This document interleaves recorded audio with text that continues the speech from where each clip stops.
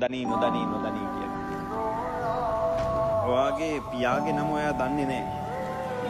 දන්නේ කොහොමද උප්පැන්නේ ඔක්කොම මෙහෙම නොදනී උනේ? මං සාමාන්‍ය පෙළ විභාගිලියක් තමයි මට උප්පැන්නේ ඕන වෙන්නේ. කලිනුත් උප්පැන්නේ ඕන වුණා තරඟ වලට යද්දී. ඒවට මට යන්න ඒ ඉස්කෝලෙන් යන්න දෙන්නේ නැහැ. කලාප තරඟ වලට යන්න දෙන්නේ නැහැ උප්පැන්නේ නැති හින්දා. මං තරේ ගණන් ගත්තේ නැහැ ඒක.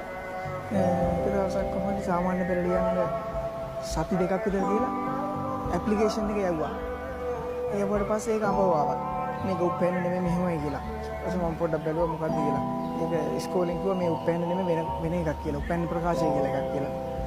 ඊට පස්සේ මම ඉස්කෝලේ අහගත්තා කොහොමද මේක කරගන්නේ කියලා. කවුරුත් කිව්වේ නැහැ. අම්මයි තාත්තයිත් නෑ ඒක කරගන්න. වෙන කට්ටිය නම් හදලා දෙනවා. ඒගොල්ලන්ගේ අම්මයි තාත්තයි මට කවුරුන්ද දෙන්න මම තනියම හිතාගත්තා මේ කොහොම හරි හදාගන්න ඕන කියලා.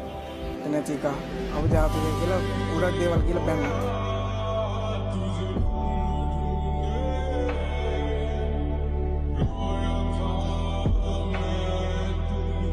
සින්දුවක් තියෙනවනේ අහල් දෙනවනේ උප්පැන්නේ පියාගෙන මොකක්ද?